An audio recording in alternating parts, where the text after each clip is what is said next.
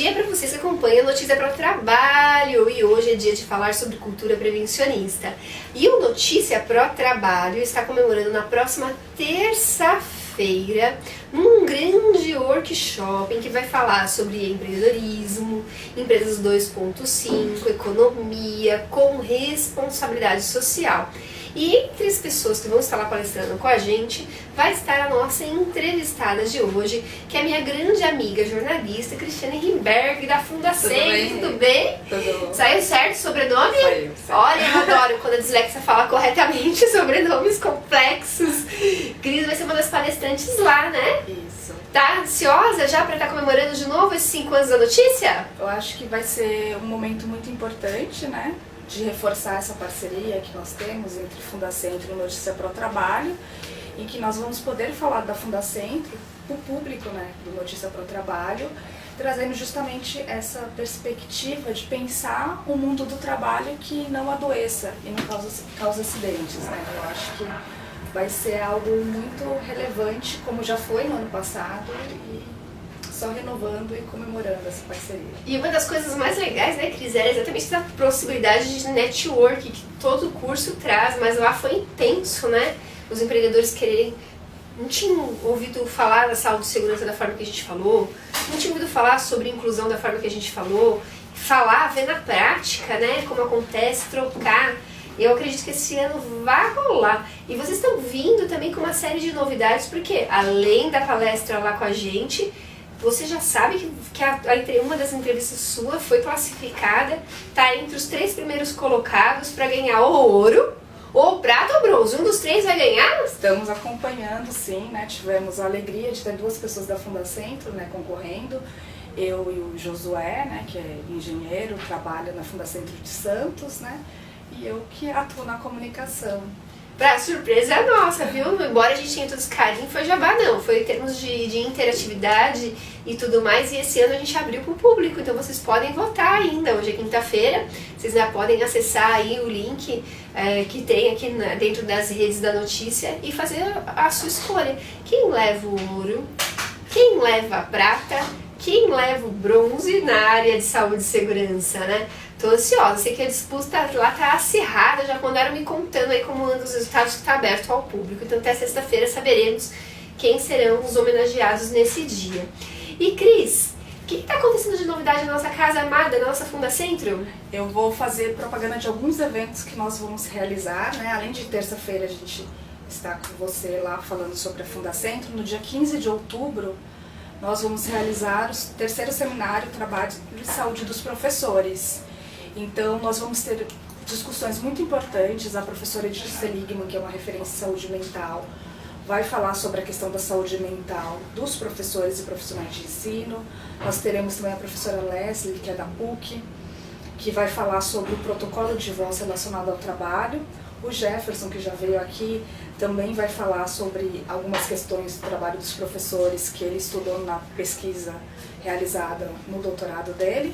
E também teremos profissionais, professores, coordenadores, falando sobre a questão da violência na escola. Então esse evento vai ser dia 15 de outubro, as inscrições estão abertas no site da Fundacentro, sempre os nossos eventos são gratuitos.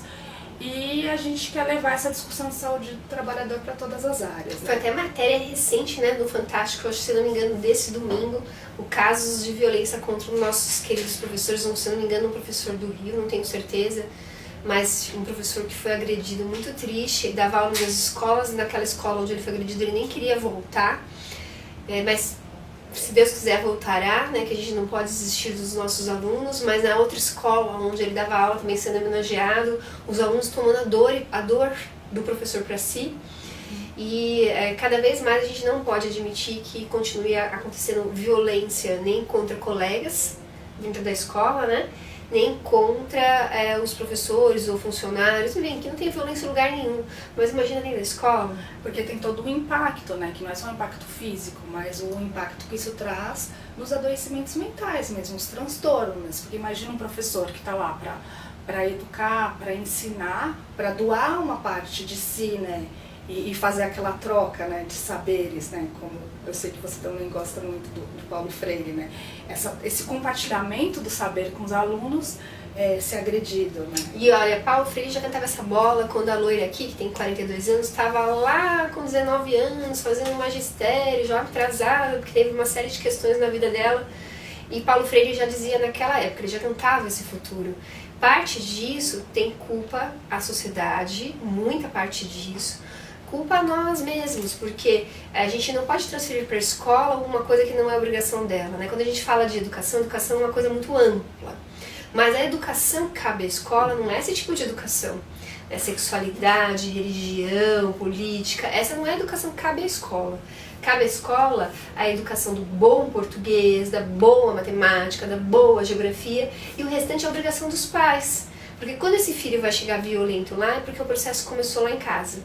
Né? E a escola hoje está tendo que lidar com esse problema, e eu acredito que isso vai aparecer bem forte nos diálogos. Tanto que o professor Paulo Freire, dentre vários títulos que ele tinha publicado, mais de 800 no mundo inteiro, as pessoas vão para Harvard estudar em Harvard, e ele ia para Harvard ensinar.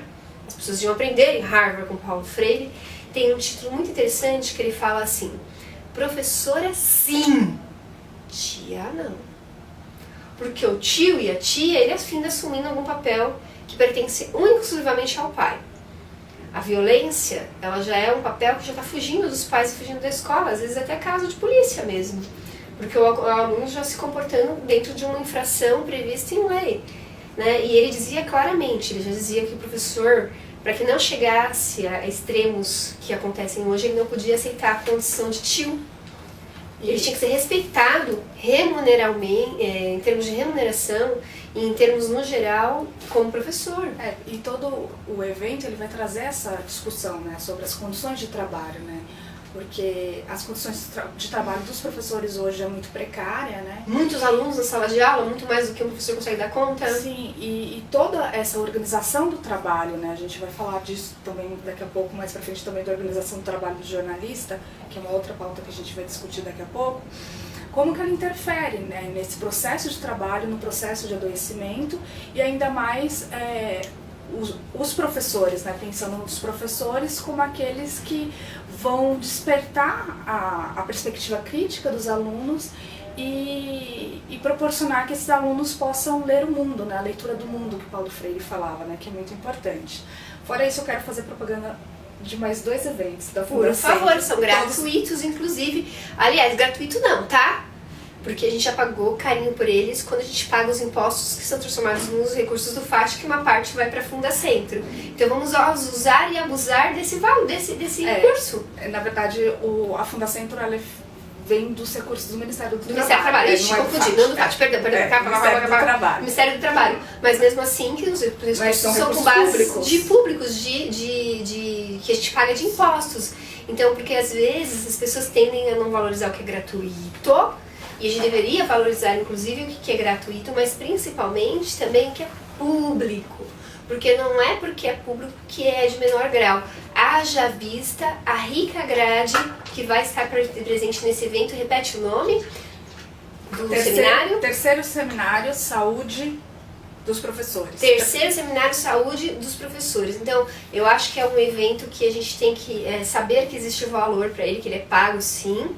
Né? Ele foi pago lá atrás com a questão dos impostos e que poderia ser cobrado até muito mais, viu? Porque a riqueza de conhecimento desses professores e que vai ser compartilhado lá, sim, e a importância que é a escola nas nossas vidas, né? Só que eu sempre ressalto isso, né? O que é competência do professor? Porque hoje os professores exigem deles, exigem da escola competências que não pertencem a ele, tá? A educação moral e cívica do meu filho sou eu que dou, a educação política sou eu que dou, a educação religiosa sou eu que dou, lá em casa, para que ele saiba respeitar o professor. E lá ele vai aprender todos os outros conhecimentos que vão ajudar ele no resto da leitura do mundo, que ele vai ter sozinho, que ele vai chegar às conclusões dele sozinho. Então não cabe a ele lá, o professor ficar de babá de filho, remedinho. Não, o professor é professor, né? Vamos respeitar esse nosso amado profissional que forma as outras profissões. Além disso, nesta quinta e nesta sexta, nós estamos presentes na FISP, né, na feira voltada para a área de segurança e saúde no trabalho, e a Fundacentro está oferecendo palestras, né, gratuitas nessa tarde de quinta e sexta, então quem estiver por lá pode então, hoje assistir. mesmo dá tempo de estar lá. Isso, porque são... É gratuito a entrada nessa feira? Entrada gratuita. Ela acontece aonde? Na Rodovia dos Imigrantes, deixa eu só ver o nome direitinho aqui, o São Paulo Expo. São Paulo Expo. E as palestras, a gente vai ter vários pesquisadores falando sobre a questão de gênero, sobre questão de trabalho na agricultura, sobre gestão, enfim, todos estão convidados também a participar. E no dia 23 e 24 de outubro a gente também vai ter um seminário de Mercúrio, esse na própria Fundacentro. Também as inscrições estão abertas no nosso portal. Então, quanto conhecimento que a Fundacentro trabalha com recursos do Ministério do Trabalho e Emprego podem ajudar aí. E não é só você trabalhador, mas você é empresário que quer, através do conhecimento, fazer a diferença dentro da sua organização. Que é o que a gente chama, que é tema lá da nossa palestra, né, do nosso workshop comemorativo dos 5 anos da notícia, de Empresa 2.5. A empresa que ela quer ter lucro com responsabilidade social, que é o que a gente chama de Empresa 2.5, a notícia para trabalho é uma, precisamos de dinheiro para viver, né? Mas com responsabilidade social, ali ela vai encontrar informações para fazer a diferença, seja ela uma empresa pública, seja ela uma empresa privada, e aí o convite está feito, a gente espera ver vocês lá, né? Se tiver um tempinho, a gente pode dar uma espiadinha lá também este ano. E Cris, você falou que nós vamos falar sobre a nossa classe? Isso, também vamos falar sobre isso. Quer entrar já ou quer ter mais evento para divulgar? Não, agora já vamos entrar. Vamos entrar na nossa classe de jornalistas. Eu vim falar hoje um pouco sobre a participação da Fundacentro no Congresso Brasileiro de Ciências da Comunicação, realizado pela Intercom, né, que é a Sociedade Brasileira de Pesquisa na área de Ciências da Comunicação. E o evento ocorreu em setembro, né, no início de setembro, em Santa Catarina, Joinville, e nós da Fundacentro estivemos lá falando sobre o trabalho dos jornalistas, apresentando um trabalho, coordenando uma mesa sobre jornalismo, educação, cidadania e democracia.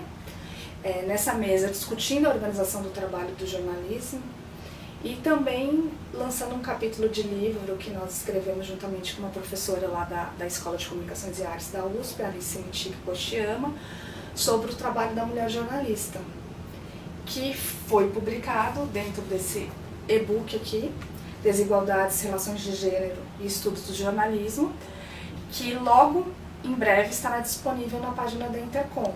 Então é um livro que reúne 24 artigos, em que são discutidos desde o trabalho da mulher jornalista, a cobertura do jornalismo sobre a mulher.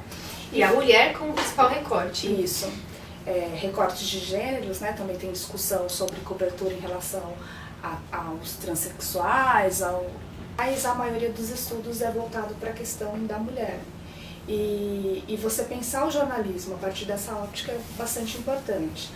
No caso do nosso artigo, nós buscamos mostrar como que, nesse percurso, né, em que as redações elas vão assumindo a maioria, né, formada por mulheres, ao mesmo tempo elas têm que conviver com um grande número de assédios, né, porque os assédios morais e sexuais, eles recaem de maneira mais forte pelas mulheres, né? Então nós pegamos as jornalistas que eu tinha entrevistado para minha tese, fizemos um novo recorte, mostrando como que essas questões recaem mais sobre a mulher. E para fazer isso, a gente acabou fazendo uma reflexão do trabalho da mulher jornalista desde os anos 60. Então a gente usou alguns livros que são referência, né, na questão do trabalho da mulher, como o da Eliette Safiotti, que começa lá nos anos 60 a discutir o papel da mulher no trabalho. A gente também usou estudos da Helena Irata e também fizemos um percurso da jornalista Carmen da Silva, que nos anos 60, em 63 a 84, ela trabalhou na revista Cláudia e ela tinha uma coluna chamada Arte de Ser Mulher. E a partir dessa coluna, ela começou a levantar vários aspectos da mulher no mundo do trabalho, da prevenção à gravidez e vários outros assuntos que eram tabus e não eram discutidos. E ela começou a dar voz a essas diferentes mulheres, né, na revista. Então a gente faz esse percurso, essa discussão, mostrando como que isso foi caminhando para pensar hoje no trabalho da mulher jornalista, que apesar de ser maioria nas redações, muitas vezes os cargos de chefias, né, os mais altos, não estão nas mãos das mulheres, e ao mesmo tempo a questão de assédio moral, de assédio sexual, recai de maneira mais pesada sobre as mulheres. Até por não ter mulheres no poder, né? Não ter tantas mulheres no poder nesse campo. E apareceu nesse recorte de alguma forma, porque assim eu percebo, é uma percepção minha, não é um estudo, mas essa convivência de mais de 20 anos de trabalho com as pessoas nessa área, eu percebo, por exemplo, que muitas mulheres, em razão de que o nosso mercado é muito rápido, então você ficar 6 meses fora do mercado, para você voltar praticamente impossível. 9 meses de uma gestação que se complica, como foi a minha, da Fernanda, é muito complexo esse retorno. Então, em razão desse, os 4, sem falar só um tempo mais curtinho, os 4 meses de licença maternidade, 6, se o direito for pleno, né, derem os 6 meses de licença maternidade que o Brasil já conquistou. Mas eu tenho a percepção de que muitas mulheres elas adiam esses sonhos, esse desejo de ser mãe quando escolhem a nossa profissão. Primeiro porque a gente não tem horário, não é? Não tem horário. Domingo a domingo, das 8 à meia-noite, vira e viaja, tem que estar... A gente não tem muito horário, é uma profissão muito fora da caixa. A gente tem que estar o tempo todo estudando, se aperfeiçoando, tem que aprender idioma, é muita cobrança em cima da mulher, que a maternidade para conciliar é complexa. Eu conciliei, mas eu mesma fui ser mãe da Fernanda aos 31, né? E fui ser mãe da Ellie aos 35. E nisso a mulher vai deixando e até perdendo a oportunidade de realizar esse desejo de ser mãe, porque a gente tem prazo de validade mesmo com toda a ciência, tecnologia à disposição da fertilização. Você sentiu de alguma forma essa questão? Nas entrevistas que a gente realizou, essas questões aparecem, né? Eu lembro que uma das entrevistadas era uma jornalista que tinha tido carreira na grande imprensa, né? E ela falava dessa dificuldade de conciliar, né, a carreira com os filhos, e as outras jornalistas entrevistadas, elas não tinham tido filhos, ou ainda iam ter mais tarde, e realmente... Né, prostegando. Isso, porque há realmente essa dificuldade, né? Ainda mais você pensando, né, que quando a gente fez a pesquisa, a gente constatou, né, jornalistas trabalhando 14 horas por dia, né? Como que você vai conseguir... Aqui, ó. Como que você vai conseguir a dificuldade de conciliar, né? Consegui, mas só Deus sabe. Então, todas essas dificuldades da organização do trabalho, elas acabam interferindo, né, na vida familiar da pessoa e na Já forma pensou como ela você lida. abrir mão de um sonho, de uma realização tão legal que é a maternidade, mas não porque foi uma escolha, né, mas porque pesou muito a questão da carreira, é um preço que depois deve se cobrar tremendo. E a questão da volta também, as que relataram ser mães, elas relataram essa volta, como é que foi essa volta ao mercado? No caso, principalmente da jornalista, né, que trabalhava na grande imprensa, ela conseguiu voltar, mas ela, né, porque ela tinha tirado a licença maternidade, mas ela relatou como que isso foi difícil, né, justamente por causa da longa jornada que ela tinha, né, no jornal em que ela trabalhava. Mas ao mesmo tempo ela sentia falta, né? Que ela queria estar com os filhos, mas ao mesmo tempo ela sentia falta do jornalismo. Quem é jornalista ama o que faz. E isso é algo interessante de se pensar, assim, até porque quando a gente faz o recorte de gênero, vendo como as mulheres e os homens veem o jornalismo, a forma de ver o jornalismo entre os nossos entrevistados, ela é parecida, independente do gênero, né? Porque é muito voltada para ver o jornalismo como um instrumento da democracia, que pode contribuir para levar as pessoas a conhecerem seus direitos. Então é dentro dessa perspectiva. E até a mesa que a gente coordenou lá no Congresso da Intercom era uma mesa de jornalismo, democracia, cidadania e educação, em que essa perspectiva ficou muito clara, né? Lá a gente chegou a apresentar um artigo que não é esse de gênero, mas era um recorte feito a partir da entrevista que a gente realizou com o jornalista Alberto Diniz, que morreu aos 86 anos em maio deste ano, E aí a gente faz toda uma trajetória dele que começou nos anos 50 no jornalismo e que esse envolvimento fica muito claro, assim, né? Porque muitas vezes a gente acha que o ritmo de trabalho acelerado é uma coisa de hoje, né? Mas ele lá nos anos 50 já passava por isso. Trabalhava na última hora com Samuel Weiner, dando conta de 2 edições, das 5 da manhã às 8 da noite. Você já reparou como quando você vem aqui o tempo passa muito rápido? Olha o relógio. Ah, já tá quase acabando. Gente, eu não acredito, é muito injusto isso. Não gostei não, Ed, não faz assim não. Cris, vamos fazer um convite então, obrigada por você ter vindo. Obrigada, vamos fazer um convite agradeço. para que o pessoal esteja com a gente nessa terça-feira lá no hotel, participando do aniversário? Sim, todos juntos com a gente, discutindo as questões do mundo do trabalho e pensando numa atuação das empresas que considere a saúde e segurança dos trabalhadores como um patrimônio da sua empresa, né? Como algo importante e que não pode ser de maneira nenhuma deixado de lado.